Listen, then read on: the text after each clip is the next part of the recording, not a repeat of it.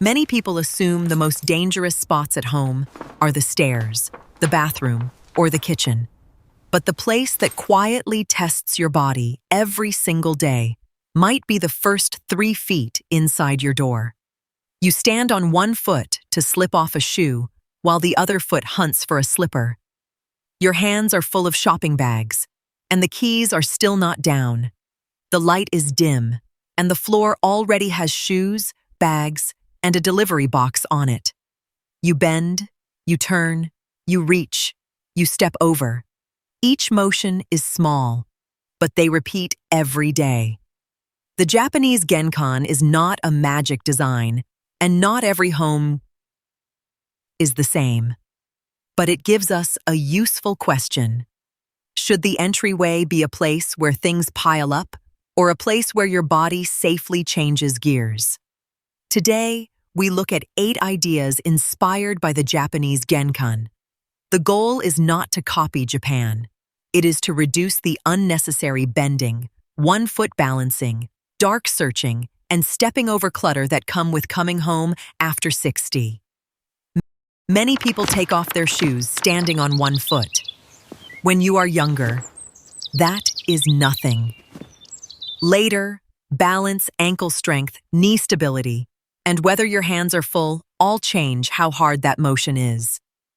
The genkan gives us a practical idea. Finish the change from outside to inside, right at the door, and break it into separate steps instead of one wobbly move. A small stool can change the whole routine. Put your bag down first. Sit down steady. Then remove your shoes. The stool does not need to be large, but it should be stable, not slippery, and out of the walking path. Its height should let you sit down and stand up easily. It helps to have a wall, a handrail, or a solid surface beside it, rather than leaning on a cabinet door. Today's check. When you take off your shoes now, are you balancing on one foot, or can you sit down steady? The entryway easily becomes a parking lot for shoes. Everyone's shoes, new pairs, old pairs, seasonal pairs, all pile up by the door. The problem is not that it looks messy. It is that both your eyes and your movements get more complicated. When there are too many shoes, you search, you step over, you shuffle things aside. Toes, laces, and slipper edges can all become trip points. Fall prevention guidance often reminds us to keep walkways clear and reduce loose items and clutter. Small Japanese spaces suggest keeping only what you will use today near the door. Everyday shoes can stay visible, but few in number, facing the same way, in one low, open area. Seasonal and spare shoes leave the main path. Today's check. Allow only 2 or 3 truly daily pairs by the door, and move the rest away. Many people overlook the shoehorn, but after 60, bending, lowering your head, lifting a foot, and reaching for the heel all in a row can make your body less steady. Many genkan areas keep a long shoehorn. Its value is not tradition. It makes a hard motion simple. You do not have to bend deeply, and you do not have to lift your foot so high. Keep the long shoehorn where you can reach it easily, whether you are sitting or standing. Do not toss it into the back of a cabinet, and do not make yourself bend to get it. Hang it near the door, beside the stool, or beside the shoe area. Today's check.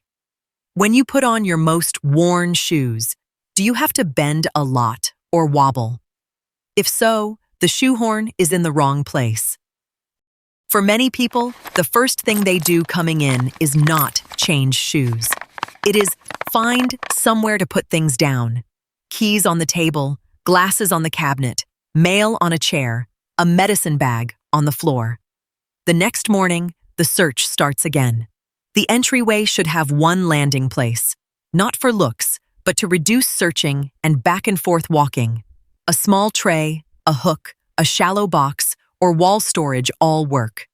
The key is the same spot, at the same height, every day, with no bending and no deep drawers.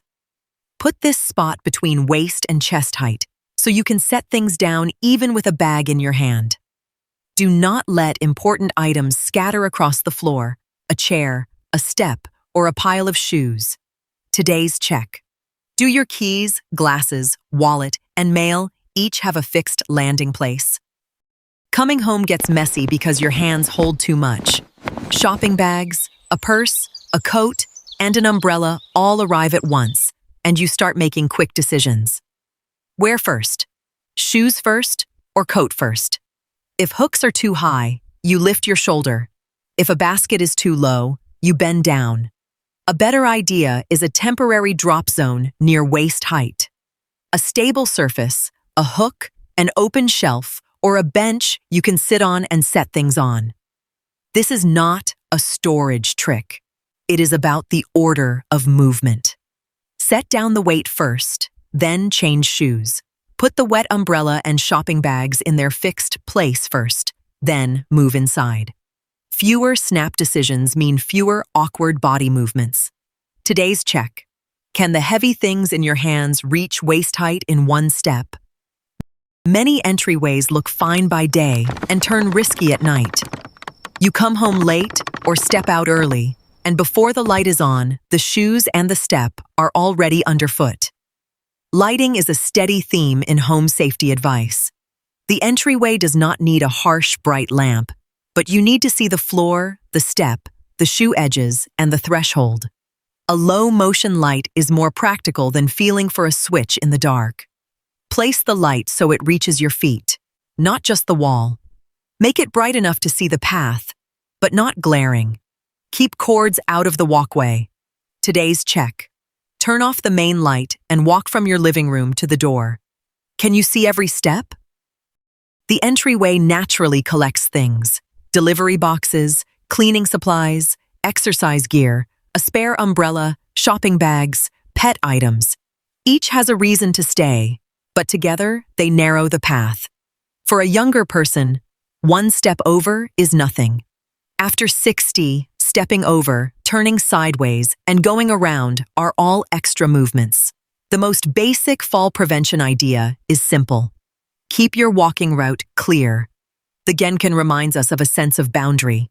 Outdoor things stop outside. Indoor things move inside, and the entry does not carry every function. Keep only what belongs to coming and going. Today's check. From the door to the inside, can you walk through without turning sideways, stepping over anything, or kicking shoes out of the way? A rainy day is a stress test for the entryway.